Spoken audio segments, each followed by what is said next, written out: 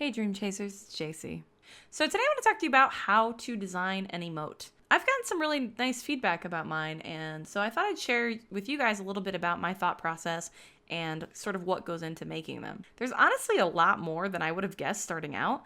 At first glance, emotes seem like really simple artwork, and they are simple, but there's still a lot of thought and planning that goes into making something that's recognizable and clear in such a small size. All right, anyway, let's dive in. I guess the first thing you gotta do is figure out what kind of emote you want for your channel. That really depends on your channel, so I can't answer that for you. I have some thoughts on what subject matter makes a good emote, but I'm gonna save that for another video. This video is just gonna focus on the technical art and design aspects. Before you even start your emote, you need to know how big it should be, what file type, all that stuff. When you're uploading your emote to Twitch, they ask you for PNGs in 3 sizes: 112 by 112, 56 by 56, and 28 by 28. Personally, when I start making an emote, I actually make it 500 by 500 pixels at 72 dpi. Technically, this size is large enough to make a sticker out of it, but it's small enough that when you shrink it down, it'll still look okay. If you work too large and you shrink it down, you're gonna lose all this detail that you wasted time on. But working a little larger has the benefit of when you shrink your art, it's gonna look a little better. Some of the mistakes that you made aren't gonna be as visible. So to me, that's the perfect size for an emote. My first piece of advice is keep it simple. It's really tempting when you design an emote to fill it with tons of detail and beautiful shading, but it's not always a great idea. I know it's like, oh, I'm going to be the emote artist that makes the most beautiful, elaborate emotes. But really, look at other artists and see what they do. A lot of them keep it really simple. Once you shrink down your artwork to the size it'll appear in chat, all of those details will be lost. Not only is it a waste of time, but those details will actually make your emote look muddy and not read as well. My second piece of advice is fill the box. Since emotes are so small, it really helps to fill as much of the space you have to work with as possible. If you have dead space around the sides or the top of your emote, see if you can't increase the size of your artwork a little bit to have it read better. Fill that space as much as possible. Sometimes that means cropping and cutting something off or getting creative with how you place things, but it'll be worth it because your emote's gonna read so much better. Most emotes are like emojis, right? With a character and an expression. You wanna exaggerate those expressions. Don't be afraid to get really cartoony. Big eyes and big mouths on your emote character will really sell the expression. Noses don't actually read well when they're resized, so I never bother with them. Basically, you want to design a chibi or an emoji.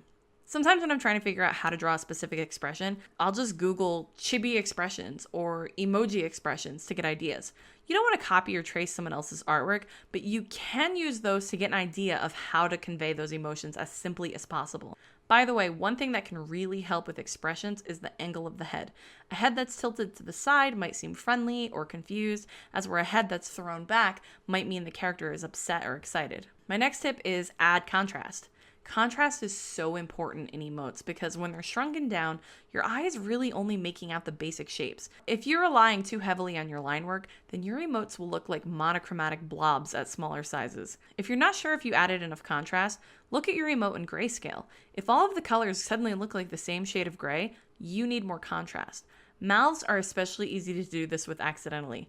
Make sure you use a darker pink or red for the mouth so it stands out when you shrink it down.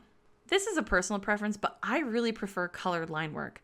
I think colored line work looks better than black lines on emotes. When you resize your emotes to make them smaller, the lines become kind of blurry and hard to make out. It's also hard to tell different things apart, like where the face is and where the hair is. The different line colors will help separate each section and make it easier to read at a small size. Speaking of line work, don't be afraid to make it thick. Go a little thicker than you think it might even need to be. A lot of the time when you're working larger and you shrink your art, the lines kind of get lost. Play around with it until it looks right to you. Test your emote on black and white.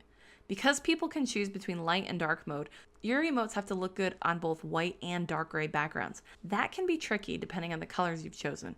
If your emote is dark and it blends in with a dark background, you can try a white outline around your emote, but personally, I think that just looks distracting. I've experimented a lot with this, and generally, I like to make sure all the colors in my emote are at least slightly lighter than the dark background.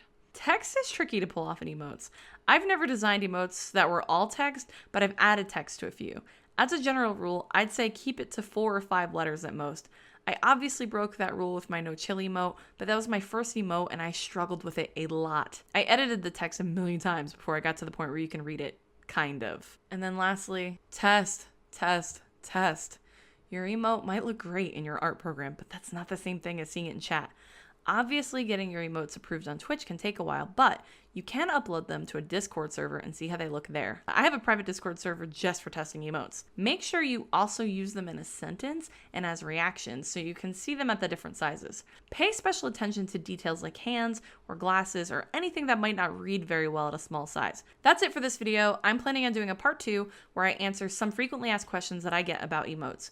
If you have a question for me, please let me know in the comments and I'll try to answer it in an upcoming video. Thank you so much for watching. Until next time, chase your dreams.